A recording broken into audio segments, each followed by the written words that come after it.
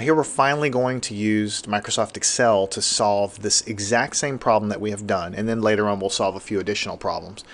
We have the age of different females getting married in these different states. We have the data that we've collected in each one of these states, and we're trying to do this ANOVA test at a 0.1 level of significance. So we're just trying to see if the population means for each of these states of the age of people that get married, women that get married, if they're the same or not, basically. So what you want to go ahead and do first of all is you go to the data tab up here.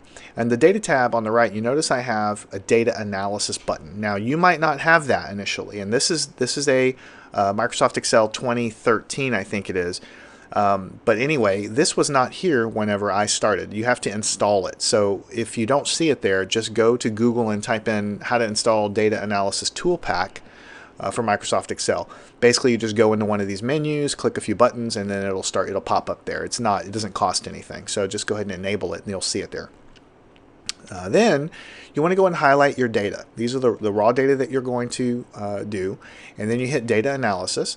And what you want to select is ANOVA single factor. We're doing a single factor ANOVA because the only factor involved here is the location of the population. Basically, that's the only control or the only thing that's different there.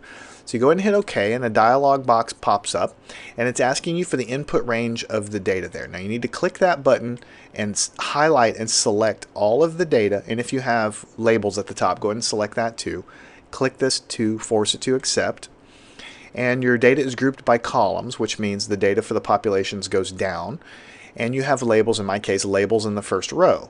And it's asking you for alpha, so you want 0.1. That's your level of significance for your problem.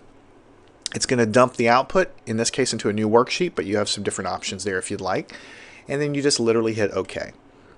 And then it calculates the answer. There you go. Let me go ahead and zoom a little bit. We'll go to View, Zoom, and I'll set the zoom at 145 so you can see it a little bit better.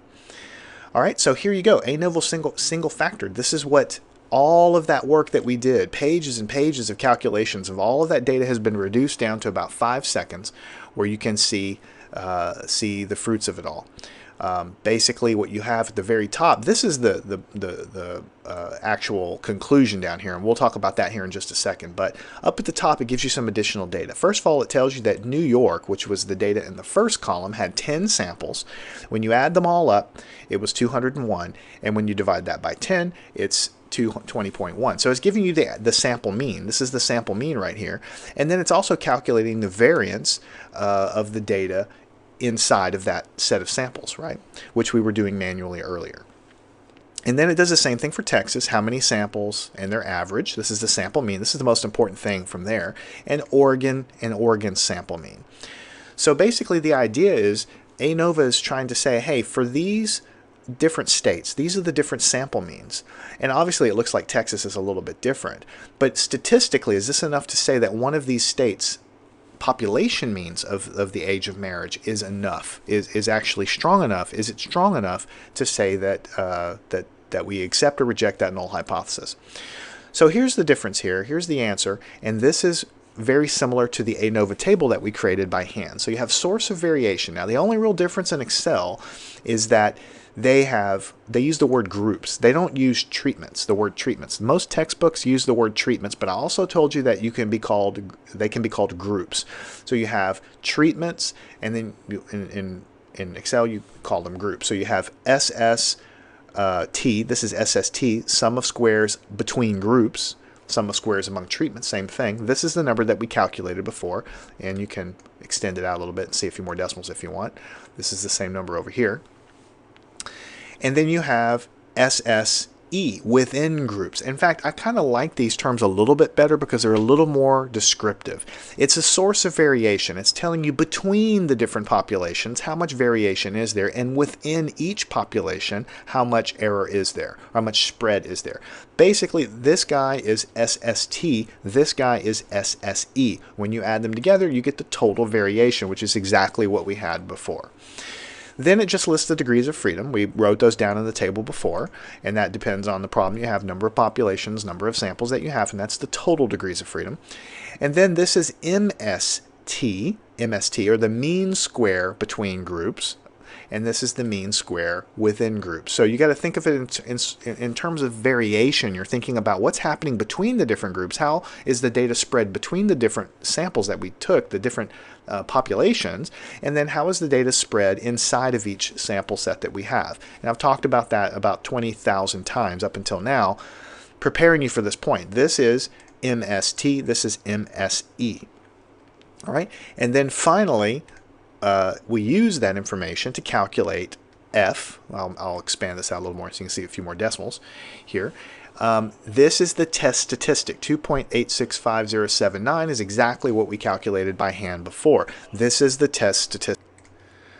All right, so basically this F is the MST divided by the MSE. Basically, that's what you divide these two numbers and you get F. So that's why it's listed in the table like that. All right, so that's that. Now forget about p-value for now. I'll come back to that in a second. The table also tells you the critical value. This is F sub alpha. I was calling it F alpha. Most books call it F alpha. Excel calls it F crit. So basically all you're doing when you get the answer here is you're comparing F to F crit, and you know it's a right tail test. So if this number is bigger than F sub alpha, F crit, then you reject the null hypothesis. And if it's not, then you fail to reject the null hypothesis. Now I went ahead and did this live so that you could see it, but I already calculated this before, and I added a couple of things here that I want to show you. So let me just go ahead and zoom in just a little bit. 145. And I'll push some stuff down. We'll come back to some of the stuff later. I just wanted to show you an F distribution here. This F critical value, this is what Excel is providing right here. F is larger than that. That means you're clearly in the rejection region. So literally all you do after an ANOVA test in Excel is compare this number to this number, and then you either reject it or you fail to reject it.